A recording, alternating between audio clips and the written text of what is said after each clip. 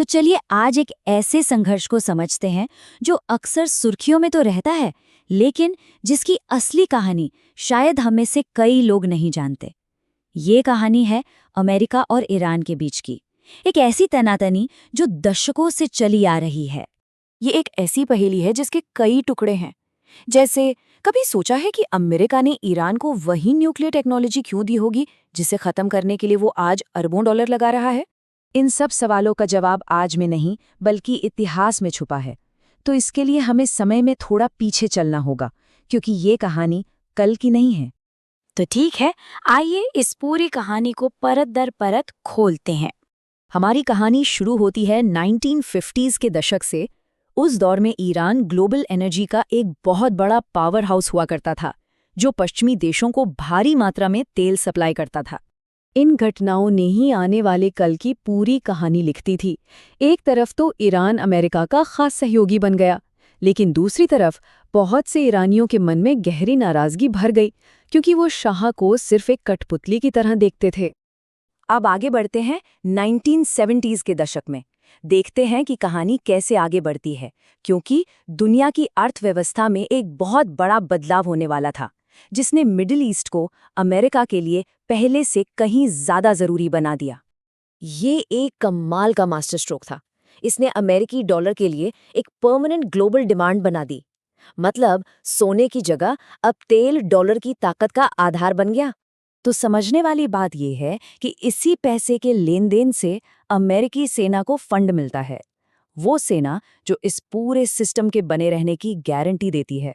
और ये एक ऐसा सिस्टम बन गया जिस पर अमेरिका कोई समझौता कर ही नहीं सकता था।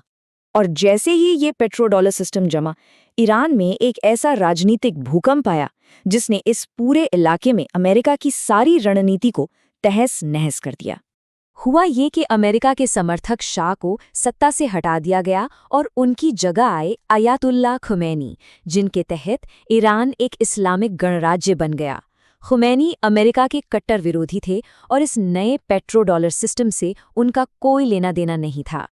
अब ईरान के नज़रिए से सोचिए, उन्हें लगा कि एक न्यूक्लियर प्रोग्राम बनाना किसी पर हमला करने के लिए नहीं, बल्कि अपने राज को बचाने की आखिरी गारंटी है, एक तरह की बीमा पॉलिसी।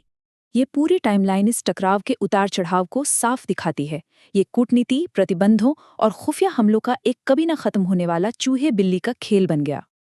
अब देखिए, अमेरिकी सेना से सीधे सीधे मुकाबला करना तो ईरान के लिए मुमकिन नहीं था। इसलिए ईरान ने असममित युद्ध यानी एसिमेट्रिक वॉरफेयर की कला में महारत हासिल कर ली और अपनी कमजोरियों को ही अपनी सबसे बड़ी ताकत बना लिया। अब इसका गणित देखिए कितना दिलचस्प है। ईरान कुछ $1000 वाले दर्जनों ड्रोन लॉन्च करके लाखों डॉलर के एडवांस डिफेंस सिस्टम को थका सकता है और आर्थिक रूप से कंगाल कर सकता है। लेकिन ईरान का सबसे ताकतवर हथियार कोई मिसाइल या ड्रोन नहीं है, वो है पानी का एक बहुत ही संकरा सा रास्ता। 20%। जी हाँ, पूरी दुनिया की तेल सप्लाई का 20% हिस्सा हर रोज इसी एक समुद्री रास्ते से होके गुजरता है। तो इस रास्ते को बंद करने की धमकी देकर ईरान एक तरह से पूरी दुनिया की अर्थव्यवस्था को बंधक बना लेता है। वो तेल और पैसे के बहाव को रोककर सीधे सीधे पेट्रो डॉलर सिस्टम को चुनौती देता है। और यही बात हमें आज के इस खतरनाक मोड़ पर ले आती है, जहां सीधा युद्ध तो किसी के लिए भी बहुत महंगा है, लेकिन ये छिपा हुआ छद्म युद्ध लगातार जारी है। ईरान की रणनीति ये है कि जंग की कीमत सीधे अमेरिका के लिए नहीं, बल्कि उसके सहयोगी देशों के लिए इतनी बढ़ा दी जाए कि वो उसे सह ना सके और इसी दबाव में आकर अमेरिका को पीछे हटना पड़े। और यही इस कहानी की सबसे बड़ी पहेली है। ये एक ऐसा संघर्ष है जहां कोई निर्णायक सैन्य जीत लगभग नामुमकिन लगती है, और इसका नतीजा ये है कि पूरी दुनिया एक खतरनाक शह और मात के खेल में फंसी हुई है, जिसका कोई अंत नजर नहीं आता।